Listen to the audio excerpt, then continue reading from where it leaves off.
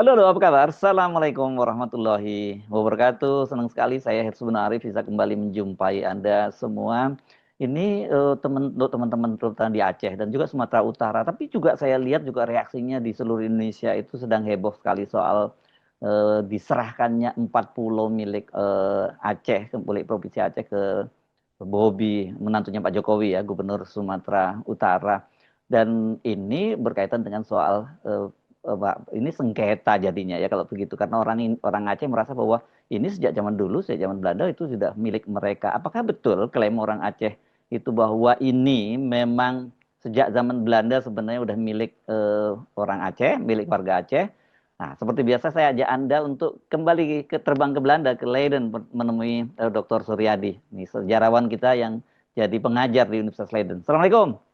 Waalaikumsalam. Oke, Anda sekarang ini mesti jadi kita tanya-tanya lagi, apakah dokumen yang sama nih kan karena kemarin UGM, kalau UGM kan belum terlalu lama begitu ya, itu lengkap Anda. Kalau soal Aceh ini, apakah di Leiden juga lengkap ini dokumennya?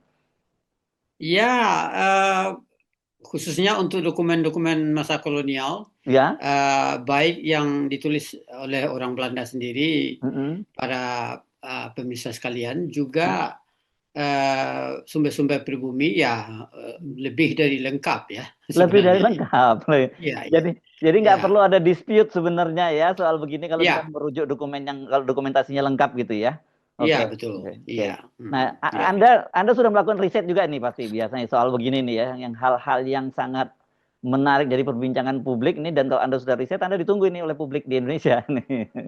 Ya, sebagaimana biasa, sebagai apa ya, concern terhadap tanah air, Ya. ya saya mengikuti dan ya mencoba mencari Hmm, informasi historis hmm, mengenai hmm, apa namanya isu yang sedang beredar sekarang mengenai hmm, pulau tersebut. Ya, dan saya menemukan beberapa hal, Mas hmm. Her, ya, yang Ya. mungkin bisa di-sharing untuk publik kita di tanah air sebagai refleksi atau apapun Hmm. yang barangkali mungkin bisa digunakan oleh pihak-pihak yang terkait. Oke, menarik nih. Kita Ya, kita kita mulai ya, deh dari mana nih hasil penelusuran Anda nih. Dimulai dari mana nih soal soal data-data ini? ya.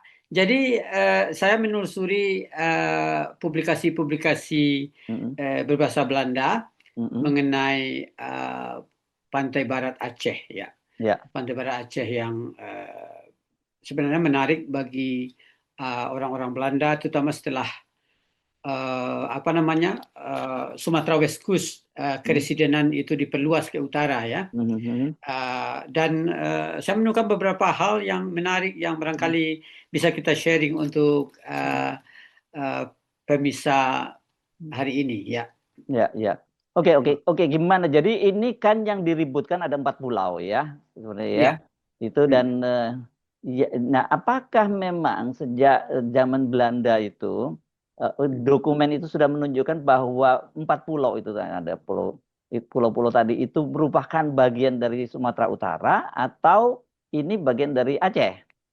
Ya, jadi untuk itu saya sudah membagi apa namanya PPT kepada Mas Ya, Herto ya, dan ya. mungkin bisa diperlihatkan Hmm, yang pertama sebagai gambaran hmm. bagaimana posisi Aceh dan daerah taklukannya pada masa itu. Oh, oke, mulai kita Nah, mundur mundur dulu sedikit ya ke situ ya. Ya, oke. iya, iya, iya. Silakan. Dan kemudian di situ saya mencoba menelusuri peta-peta yang Hmm, terkait dengan wilayah Pantai Barat ini. hmm, Dan eh, menarik sekali bahwa eh, di samping laporan-laporan etnografis ya hmm, yang begitu cukup banyak sebenarnya hmm. tentang wilayah ini, tapi yang tentu relevan di sini adalah mengenai peta ya. Ya. Dan di slide apa namanya ketiga itu saya Hmm, gambarkan ya. atau saya informasikan beberapa peta yang Hmm, berhasil saya temukan. hmm, hmm. Tapi ini belum semuanya, karena Ya. kita tahu bahwa lembaga apa namanya eh, pemetaan wilayah Hmm. Hindia Belanda di Batavia itu hampir membuat peta hampir semua wilayah. Oh, Eh, Hindia Belanda pada masa itu Ya. atau Indonesia sekarang ya. Jadi laporan-laporan etnografi seperti oleh W.L. Ritter tahun 1839 mengenai Hmm. Aceh Besar dan Singkel dan juga Tapanuli ya. Hmm. Kemudian Rosenberg tahun 1855 Hmm. mengenai laporan etnografis mengenai wilayah ini, Singkel, Hmm. Simpang Kanan, Pulau Banyak dan lain sebagainya. Hmm. Dan Koperus tahun 1885 juga tentang residensi Tapanuli. Hmm. Kilstra misalnya juga membuat laporan mengenai Hmm. persentuhan orang Belanda dengan Trumon. Jadi Trumon ini bagian paling selatan atau Ya, dari ke bawah itu ya dari Aceh wilayah ya. Hmm. pantai barat Aceh Hmm. yang sampai pertengahan abad ke-19 Hmm.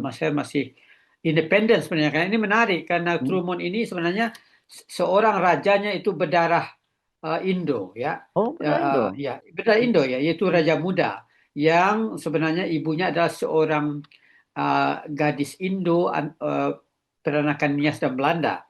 Namanya Hmm. Katje Stolte. Nama Hmm. nama neneknya itu. Kemudian melahirkan anak karena menikah dengan Raja Orang Aceh. Truman, Raja Hmm. Bujang. Ya. Jadi Hmm. Belanda sangat menghormati, seperti Hmm. dilaporkan oleh uh, uh, Panglima Militer Belanda di Padang di Hmm. Sumatera West Coast, A.V. Michiels ya, dalam Hmm. laporannya yang cukup lengkap itu. Nah, Hmm. tapi yang paling relevan di sini tentu mengenai peta ya, yang Ya. saya gambarkan di situ di Hmm. uh, slide ketiga ya. Hmm. Ada banyak peta Hmm. dari apa namanya Kementerian Kewilayahan waktu itu di Hmm. Batavia. Hmm. Tapi dari 7 yang saya uh, senaraikan di situ, Hmm. nah yang paling penting dalam konteks pembicaraan kita malam ini Hmm. atau sore ini waktu Leiden adalah peta ketujuh, Hmm. yaitu Aceh West Coast Met Darby Behor and the Card ya. Hmm. Jadi pantai barat Aceh dengan deskripsi pantai barat Aceh Hmm. dengan peta terlampir yang ditulis Ya. oleh seorang penulis yaitu Karel Frederik Hendrik Lange ya Hmm. Langen ya maaf Langen ya ya. Hmm. ya KFH Van Langen ya. Hmm. Hmm. Nah dalam bukunya bukan buku dalam artikelnya uh, yang terbit di uh, ini Apa tuh? aslinya di Hmm. jurnal Nah. uh, Tijdschrift van het Koninklijk Nederlands Adeskundig Genootschap ya,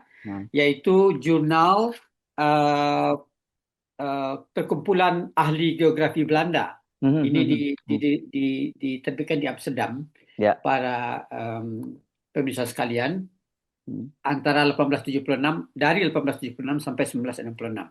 Nah, Oke. di volume kedua Hmm. seri kedua volume kelima tahun 1888 Lange Langen menulis Aceh West Coast Medar by Behoorn Dekat tadi ya. Ya. Yang ini Hmm. ya, Hmm. yang ini. Hmm. Hmm. Nah, ini deskripsi yang paling lengkap mengenai pantai barat Aceh ini. Wilayah Oke. kekuasaan yang disebut oleh Langen sebagai wilayah kekuasaan kerajaan Aceh ya pada masa Hmm. itu. Hmm. Nah, dalam apa namanya di slide berikutnya itu saya gambarkan apa itu sampul dari Hmm. uh, apa jurnal ini. Ya. Nah, kemudian uh, Van Langen sebenarnya seorang peneliti yang banyak menulis mengenai Aceh ya. Oke. Dia Hmm. juga pernah menulis mengenai bahasa Aceh, mengenai apa namanya, mengenai kerajaan, kekuasaan dalam kerajaan Aceh Hmm. dan juga mengenai bahasa Aceh ya. Hmm. Dan yang saya gambarkan di slide ke berapa itu Eh, eh, dengan judul Aceh West Coast itu. Ya. Nah, yang paling menarik sebenarnya adalah peta Hmm. yang terdapat dalam tulisan Van Langen ini. Ya. Di slide itu saya gambarkan Hmm. peta ini luas sekali, besar maksud saya, Hmm. kurang lebih 2 meter, 2 kali 1 meter ya, Oh. yang Hmm. Hmm. Hmm. yang terlampir di sini di tulisannya ini. Nah, di situ di slide berikutnya sudah bisa kita lihat, bisa kita perlihatkan kepada para pemirsa. Ini Hmm. petanya. Kalau Hmm. dibuka ini lebar sekali, Oke, ya. para pemirsa Hmm. sekalian. Ya, nah Hmm. ini lebar sekali Hmm. dan itu sudah saya gambarkan Hmm. eh, apa itu image-nya di dalam slide. Hmm. Nah, yang paling penting ini adalah bahwa dalam peta yang berjudul Sketch Card eh, Der Afdeling West Coast van Aceh ini Hmm. disebutkan bahwa salah satu dari pulau yang Hmm. sekarang dipersingkatakan itu, Hmm. yaitu Pulau apa namanya? Nah. Pulau Mangkir Oh, Belema ya. itu Mangkir. ya Hmm. itu disebutkan masuk wilayah itu. Masuk wilayah Nah, Aceh. ya masuk wilayah Aceh Kan ini. ada Ya, mangkir gadang, mangkir ketek. Nah, itu yang di situ disebutkan ya. cuma mangkir saja atau Di sini mangkir saja, oh mangkir mangkir saja. saja. Ya, Hmm. Hmm. ya. Hmm. Jadi tapi jelas tulisannya itu mangkir ya, ya itu biasa pada Aha. masa itu karena apa? Karena orang Belanda itu Aha. mendengar Ah. Oh, ucapannya ya. bahasa Ucapannya ucapannya ya itu, ya. Hmm. ya. Hmm. Jadi mereka mengkodifikasikan dalam tulisan itu mangkir ya, Tulisan Pulau apa Mangkir. mangkir gitu ya mereka Iya, ya. mangker ya. Hmm. Itu Terus? bisa diperlihatkan di apa? Hmm, ya, ya. Di slide ya. Hmm. Nah, pulau ini merupakan satu dari 16 pulau yang dicatat oleh Langen. Pulau-pulau Hmm. kecil ya. Ya. Pulau-pulau Hmm. kecil di pantai barat Aceh yang masuk Hmm. wilayah Aceh ya. Hmm. Hmm. Menurut dalam halaman 225 225 artikel Langen itu Hmm. dikatakan bahwa Pulau Mangker itu waktu itu tidak berpenghuni Tidak dan berpenghuni. ya dan sebenarnya masuk wilayah otoritas Bakongan ya. Bakongan itu kita tahu pada masa itu Pantai Hmm. Barat Aceh itu sebenarnya merupakan satu otoritas terdiri dari beberapa otoritas-otoritas lokal Hmm. yang apa itu mendapat restu dari Kutaraja ya, Oke. dari Hmm. kerajaan Aceh gitu. Ya, ya. Nah, secara otoritas Pulau Mangkir ini menurut Van Langen itu termasuk di bawah otoritas Bakongan ya, Bakongan ya. Oke, jadi ini Ya. memang sudah masuk Aceh sejak zaman itu gitu ya, Iya, iya, iya. masih kerajaan Dan kerajaan Aceh ya, ya, ya. Sultanan Dan Aceh ya. Hmm. Kesultanan Aceh dan Van Langen ini dengan jelas mendeskripsikan di sini di Hmm. dalam tulisannya ini ya. Hmm. Ya, Tapi memang tidak disebut pulau-pulau yang lain apa itu Pulau Pulau Panjang, Panjang boleh ya. dan ya. Hmm. Saya melihat pulau ini namanya Mangkir Gadang dan Mangkir Oh, Ketek ya sekarang. mangkir kadang, mangkir ketek ya. Ya, Hmm. ya, dan ini jelas sekali ada pengaruh Minangkabau juga, Mas Her. Betul, ya, Ya, ya, ya. Gadang itu besar, Ketek Nah, itu kecil, ya, dan kita ya. tahu bahwa wilayah ini merupakan wilayah migrasi atau perantauan, termasuk perantauan awal orang Minangkabau. Betul. Daerah Singkil memang Sebagaimana seperti ya. Ya, Singkil sampai, bahasanya ada ya, mirip-miripnya ya gitu ya. iya, iya, Hmm. dan makanya sekarang ada suku di sana namanya anak Jame yang sebenarnya Anak itu berdarah Jamin. Minangkabau, iya. Yes, anak Dan Jamin. ini jelas di bila kita membaca autobiografi sebenarnya memoir Hmm. uh, seorang pedagang besar Pariaman pada Hmm. akhir abad ke-19, Hmm. yaitu Muhammad Saleh Datuk orang kaya besar ya. Hmm. Dalam autobiografinya mengatakan bahwa daerah ini merupakan daerah perantauan orang Minang ya. Hmm. Biografi yang menarik menurut Susi Kato ya, seorang scholar Jepang yang meneliti Ya. autobiografi ini, Hmm. karena ini ditulis oleh seorang apa namanya pedagang, bukan oleh seorang intelektual gitu. Hmm. Nah, Hmm. jadi Pulau Mangkir dicatat oleh Van Langen Hmm. masuk wilayah Aceh ya. Ini Hmm. tahun 1888, Ya. Mas Her ya. Hmm. 1888. Jadi lebih kurang 130 tahun yang lalu ya. Hmm. Dan memang tidak disebutkan Pulau Panjang dan Pulau apalagi satu lagi itu Pulau Ya. uh, Saya lupa uh, sebentar tadi. Pulau mangkir ketek, mangkir gadang, Pulau Panjang, satu lagi. ya, Nanti kita cari ya. Tadi ya, saya. ya, Oke, silakan ya, lanjutkan. ya, Pulau Lipan, Pulau Oh, Lipan. Pulau Ya, Lipan, ya Pulau Lipan, ya, Pulau Panjang, ya, Pulau Mangkir Gadang dan Mangkir Kete, ya. Betul. Iya, Oke, iya. ya. Tapi sebagaimana bisa dilihat dalam screenshot Hmm, peta yang hmm, saya sediakan di slide hmm. itu, Ya. sebenarnya di sebelah Pulau Mangkir itu ada pulau lain juga ya. Hmm, Saya kira mungkin itu ya. Dan saya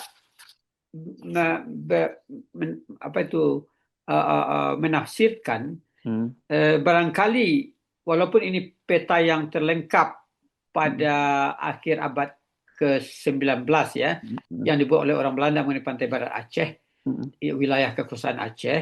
hmm. Namun tentu saja barangkali tidak semua pulau atau yang direkam atau ada perubahan karena kita tahu wilayah ini sangat labil kan, Hmm, wilayah gempa dan lain hmm, sebagainya. Dan di dalam laporan Van Langen itu juga dicatat hmm, perubahan-perubahan hmm, apa namanya topografi pantai dan laut di wilayah ini, hmm. sehingga Van Langen mencatat 16 pulau, 16 pulau, dan Oke. salah satunya adalah Mangkir ya, Dan itu Pulau semua masuk Mangkir. ke wilayah Aceh ya, 16 pulau itu ya. Masuk wilayah Aceh ya, masuk Hmm, wilayah Aceh ya, ya, ya, ya. masuk wilayah Aceh ya. Hmm, Jadi Pulau Mangkir, On Buwun, and Tot Bakongan Behorende. hmm. Jadi maksudnya tidak berpenghuni pada masa itu dan termasuk di dalam wilayah otoritas Bakongan ya.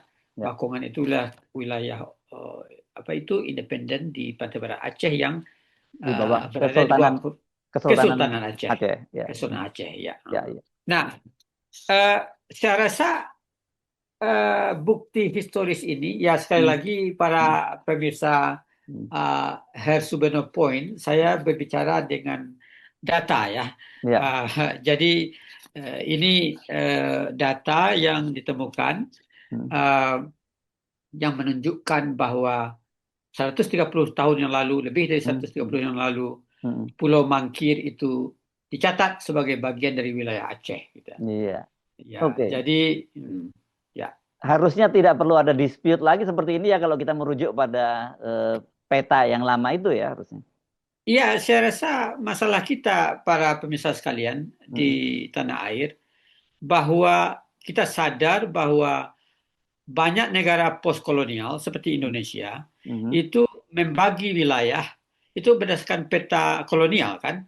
Ya. Ya, Hmm, ya, hmm, itu walaupun kita merdeka, hmm, tapi colonial map itu menjadi patokan kan. hmm, Kalau hmm, tidak, kalau tidak sejak dulu Timur Timur yang sedikit itu hmm, jadi mau dengan kita hmm, hmm. karena dia dijajah oleh Portugis kan. Iya, iya, iya, iya. Juga enclave Orkusi yang kecil itu kan. Iya, iya, iya. Sebaliknya juga bagi kita. Hmm, Apa itu mengherankan seperti Pulau Miangas atau Pulau Natuna itu hmm, masuk hmm. wilayah kita kan? Iya, iya. Walaupun itu sebenarnya dulu dekat dengan Malaysia yang atau Hmm, Filipina yang hmm, dijajah oleh Spanyol dan Inggris. Jadi hmm, eh, apa yang hendak saya katakan adalah bahwa bagi otoritas kita di Jakarta dalam hmm, mengelola atau menanggapi masalah-masalah seperti ini lebih baik memang melakukan kajian sejarah lah ya. hmm, hmm, Daripada hmm, kita hmm, apa itu bertengkar ya hmm. dan menimbulkan hal-hal yang uh, kontraproduktif bagi persatuan atau kebersamaan kita kan. Ya, ya. Jadi ya dengan hanya secara gampang itu menyerahkan atau bagaimana itu jelas akan menimbulkan masalah. Tapi Ya. kalau kita merujuk ke belakang, kita lihat apa namanya data-data tertulis Hmm, visual maupun hmm, tertulis yang ada, terus hmm, kita rundingkan kan, hmm, ya. Kalaupun nanti akan ada perubahan apa hmm, namanya otoritas, hmm. dengan begitu mungkin satu sama lain juga juga akan apa itu akan legowo atau Ya, apa ya. ya, ya, ya, Tapi ya. ya begitu ya. Hmm, hmm. Nah, jadi begitu saya kira. Ya, oke. Kan Ya, kebetulan anda ini kan sejarawan gitu ya, dan saya kira kita mesti juga paham bagaimana sejarah Aceh itu sendiri ya, karena kalau kita melihat respon dari publik Aceh sekarang ini kan menjadi isu yang tidak sekedar bahwa itu pulau kosong atau soal ada potensi migasnya atau apa. tapi itu Ya, soal pride gitu buat orang orang Aceh. Dan saya juga dalam konten sebelumnya membahas bagaimana kemudian Daud Daud Bereh itu melakukan mm, pemberontakan karena dia digabungkan dengan Sumatera Utara kan gitu wilayah iya, iya, gitu ya. betul, betul Hmm. sekali. Jadi jangan sampai masalah ini sebenarnya kalau saya boleh apa itu beristilah Hmm. membangunkan harimau jinak ya, harimaunya Ah. sudah jinak terus Hmm. dibangunkan lagi nanti ya Pak ya.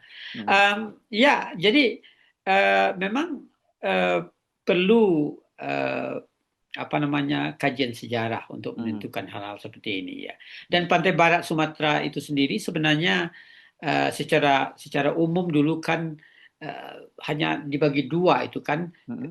West Sumatera West Coast dan kemudian di utaranya kan Hmm. yang sampai sebenarnya pada pertengahan abad ke-19 itu daerah utara itu masih masih merdeka sebenarnya kan. Hmm. Tapi pelan-pelan kemudian Belanda masuk ke sana dan ya seperti dicatat oleh Van Langen, Hmm. otoritas Aceh itu Hmm. apa itu dihormati di Hmm. pantai barat itu sampai apa namanya batas dengan Sumatera West Coast itu Barus Ya. atau Singkel gitu. Ya. Nah, jadi saya rasa mudah-mudahan penjelasan ini Hmm. yang melihat ke belakang ya Hmm. dengan berpedoman kepada peta yang dibuat oleh Van Langen, tapi juga saya merujuk cross check dengan Hmm. peta-peta yang lain yang 6 tadi yang saya Hmm. katakan Hmm. itu hanya sebagian ya Hmm. menunjukkan bahwa Pulau Mangkir Hmm. salah satu dari 4 pulau yang sekarang Hmm. menjadi apa itu pusat dispute atau Hmm. apa Ya. Ya. apa namanya sengketa ini sudah dicatat sebagai wilayah Aceh and Honderhorigheden Ya. dari kekuasaan Aceh dan apa itu daerah-daerah taklukannya begitu. Ya. Jadi Ya. artinya kita bisa simpulkan selain teritorinya itu memang Aceh, kemudian secara culture-nya, secara ininya juga itu udah bagian dari Aceh ya. Beda sekali dengan Sumatera Utara ya. Ya, secara culture itu bagian dari Aceh. Walaupun sebenarnya Hmm. dari segi penduduk pulau-pulau di sebelah barat, di pantai barat Hmm. Sumatera bagian utara ini Hmm. sebenarnya cukup beragam juga, Hmm. Mas Her. Ya. Terutama karena kedatangan apa namanya, pertama adalah ada apa namanya eh, dinamika di wilayah ini pada masa itu. Hmm. Yang pertama itu Aceh sebagai sebagai penguasa penguasa wilayah itu pada masa itu juga memberikan pengaruh kultural ya, Hmm. tetapi orang-orang aslinya seperti orang Nias ya Hmm. dan perantau Minangkabau dan Hmm. juga beberapa suku lain itu juga berinteraksi dalam konteks perdagangan ya. Hmm. Hmm. Misalnya kalau kita membaca laporan-laporan kolonial, Ya. nah ini kembali ke soal peta Hmm. dan peta kolonial itu ya. Hmm. Misalnya pulau-pulau seperti apa itu eh, Pulau Telo ya, di Hmm. pulau-pulau di selatan Nias itu secara kultur sebenarnya itu dan otoritas itu dulu Hmm. pejabat atau otoritas-otoritas lokal Hmm. yang bekerja sama dengan orang Belanda itu kebanyakan dari Minangkabau, Mas Oh, Her. oke. Hmm. Iya, iya. Hmm. Hmm. Datuk apa itu banyak itu laporan di Hmm. Panji Pustaka atau di catatan Belanda gitu. Hmm. Di apa namanya di Rekering Almanak misalnya. Hmm. Tetapi secara geografis sekarang itu masuk Sumatera Utara karena Ya, waktu itu ya. memang residensi Tapanuli kan. Ya, ya, ya. Jadi ya, jadi ini penting untuk dicatat ya. Ya, ya, ya. Dan ya Ya, dan ya, kalau ya. kayak seperti Tapanuli Selatan dan sebagainya, apalagi kalau kita merujuk pada era Perang Padri dan sebagainya, pengaruhnya cukup kuat di situ ya. Cukup kuat ya, cukup kuat gitu Hmm. ya. Jadi dan kita kan setelah merdeka itu secara umum ya Hmm. kita mengatur wilayah kita berdasarkan peta kolonial itu kan. Ya, Jadi ya oleh karena itu uh, sebaiknya kita merujuk ke dokumen-dokumen historis kalau terjadi hal-hal seperti ini sehingga yes, tidak ya, menimbulkan ya. Bukan berarti masalah ya. berarti kemudian kita, oh ini kok rujukannya kok Belanda, tapi realitasnya memang pembagian secara wilayah dan culture-nya seperti itu gitu ya. Iya, seperti itu. Ya, bagaimana kalau tidak? Kalau tidak, Singapura yang kecil itu bisa masuk wilayah Iya, kita, toh. iya, iya, iya, Itu iya, karena iya, dia dijajah oleh Inggris, kan? iya, betul. Iya, Ya, atau Bengkulu. ditukul dengan Bengkulen gitu ya pada waktu Iya, itu ya. iya, iya, iya, misalnya, iya.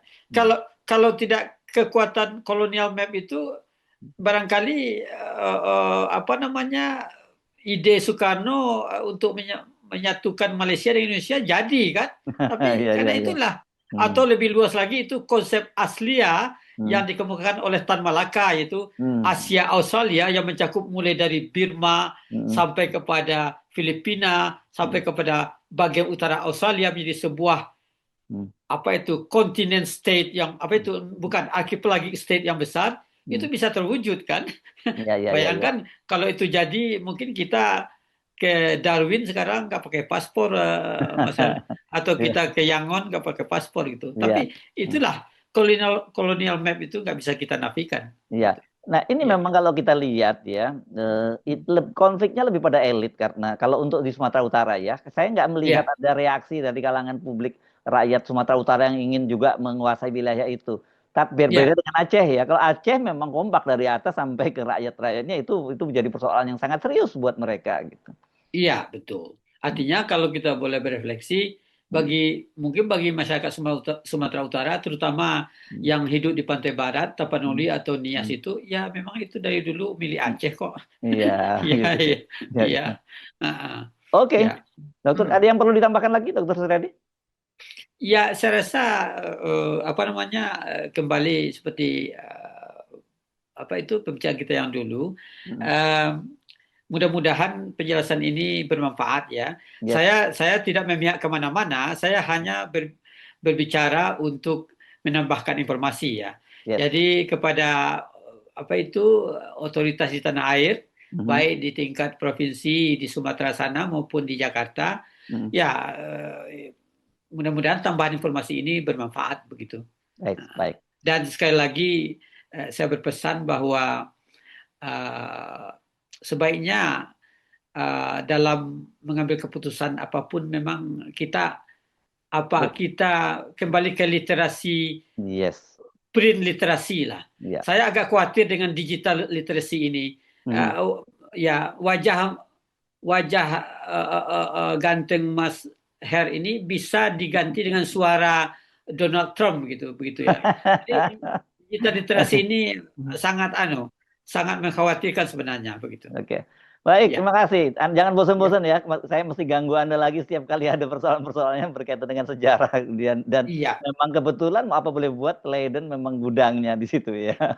iya. Ya. Terima kasih, Mas. Baik, baik. Kami ketemu lagi, Iya. Dokter Suryadi.